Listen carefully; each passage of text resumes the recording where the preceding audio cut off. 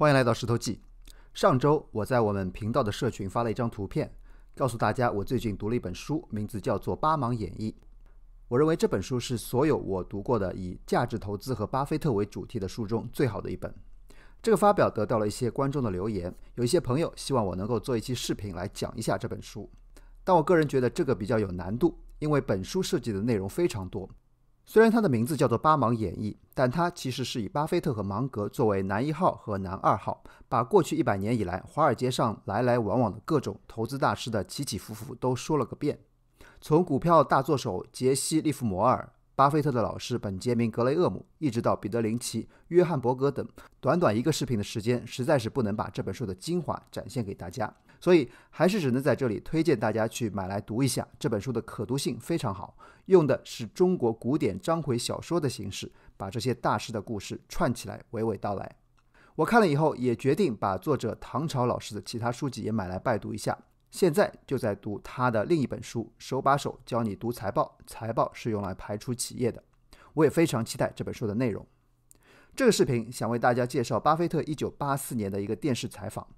这段采访看过的人可能不多，当时的巴菲特只有54岁，他在美国和全世界也远远没有到知名度像今天这样的地位，更没有人把他叫做股神。但从这个视频中我们可以看到，当年的巴菲特和现在的他在谈到投资这个话题时说的话其实都是一样的，也就是说这么多年来巴菲特的投资思想和理念是一脉相承的，没有变过。而另一个有意思的点是，在拍摄这段采访时的巴菲特的身价只有今天的1%都不到。老巴的人生可以说是一个复利发挥到极致后的结果。下面我们就直接来看采访的内容，希望你能够和我一样也有所收获。Let's take Warren Buffett of Omaha, Nebraska.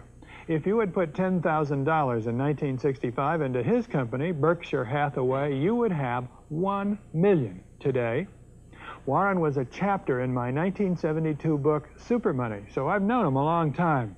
He learned his trade with Ben Graham, the original dean of security analysis at Columbia University.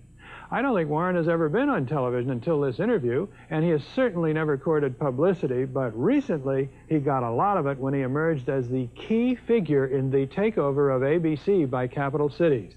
Warren will be the largest shareholder of the new company, and his own net worth is now far in excess of $500 million. But when I spoke with him last fall in his office in Omaha, he very characteristically made his investment style seem so perfectly simple. The first rule in investment is don't lose. And the second rule in investment is don't forget the first rule, and that's all the rules there are. I mean, if you buy things for far below what they're worth and you buy a group of them, you basically don't lose money. Warren, what do you consider the most important quality for an investment manager? It's a temperamental quality, not an intellectual quality. You don't need tons of IQ in this business. I mean, you have to have enough IQ to get from here to downtown Omaha, but you do not have to be able to play three-dimensional chess or be in the top leagues in terms of bridge playing or something of the sort. You need a stable personality. You need a temperament that neither derives great pleasure from being with the crowd or against the crowd, because this is not a business where you take polls. It's a business where you think. And Ben Graham would say that you're not right or wrong because 1,000 people agree with you. And you're not right or wrong because 1,000 people disagree with you. You're right because your facts and your reasoning are right. Warren, what do you do that's different than 90% of the money managers who are in the market? Certainly most of the professional investors focus on what the stock is likely to do in the next year or two, and they have all kinds of arcane methods of approaching that, but they do not really think of themselves as owning a piece of a business. The real test of whether you're investing from a value standpoint or not is whether you care whether the stock market is open tomorrow. If you're making a good investment in a security, it shouldn't bother you if they close down the stock market for 5 years. All the ticker tells me is the price. Yeah. And I can look at the price occasionally to see whether the price is outlandishly cheap or outlandishly high. But prices don't tell me anything about a business. Business figures themselves tell me something about a business, but the price of a stock doesn't tell me anything about a business. I would rather value a stock or a business first and not even know the price, so that I'm not influenced by the price in establishing my valuation, and then look at the price later to see whether it's way out of line with what my value is. How can you stay away from Wall Street? Well, if I were on Wall Street, I'd probably be a lot poorer. You get overstimulated in Wall Street, and you hear lots of things, and you may shorten your focus, and a short focus is not conducive to long profits. And here I can just focus on what businesses are worth, and I don't need to be in Washington to figure out what the Washington Post newspaper is worth, and I don't need to be in New York to figure out what some other company is worth. It's simply an intellectual process, and the less static there is in that intellectual process, really the better off you are. What is the intellectual process? The intellectual process is defining your level, defining your area of competence in valuing businesses, and then within that area of competence, finding whatever sells at the cheapest price in relation to value.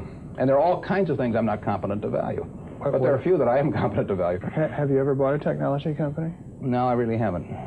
In 30 years of investing, not one? I haven't understood any of them. So you haven't ever owned, for example, IBM? Never owned IBM. Marvelous company. I mean, a sensational company, but I haven't owned IBM. And so here is this technological revolution going on, and you're not going to be a participant. Gone right past me. Is that all right with you? It's okay with me. I don't have to make money in every game. I mean, I don't know what cocoa beans are going to do. There are all kinds of things I don't know about, and that may be too bad. But why should I know all about them? I haven't worked that hard on them. In the securities business, you literally every day have thousands of the major American corporations offered to you at a price that changes daily. And you don't have to make any decisions. You have to make, nothing is forced upon you. So there are no called strikes in the business. The pitcher just stands there and throws balls at you. And if you're playing real baseball and it's between the knees and the shoulders, you either swing or you get a strike called on you. If you get too many called on you, you're out. In the securities business, you sit there and they throw U.S. Steel at 25 and they throw General Motors at 68, and you don't have to swing at any of them. They may be wonderful pitches to swing at, but if you don't know enough, you don't have to swing. And you can sit there and watch thousands of pitches, and finally you get one right there where you want it, something that you understand, and then you swing. And so you might not swing for 6 months. You might not swing for 2 years. Isn't that boring? It would bore most people, and certainly boredom is a problem with most professional money managers. If they try to sit out an inning or two, not only do they get somewhat antsy, but their clients start yelling, "Swing, you bum!" from the stands, and that's very tough for people to do. Warren, your approach seems so simple. Why doesn't everybody do it? Well, I think partly because it is so simple. That the academics, for example, focus on all kinds of variables. Partly because by academics you mean professors of right, finance? Yeah, the data is there. In business school? Sure, and the data is there. So they focus on whether if you buy stocks on Tuesday and sell them on Friday, you're better off, or if you buy them in election years and sell them in other years, you're better off, or if you buy small companies. There are all these variables because the data are there, and they've learned how to manipulate data. And as a friend of mine says, to a man with a hammer, everything looks like a nail. And once you have these skills, you just are dying to utilize them in some way, but they aren't important.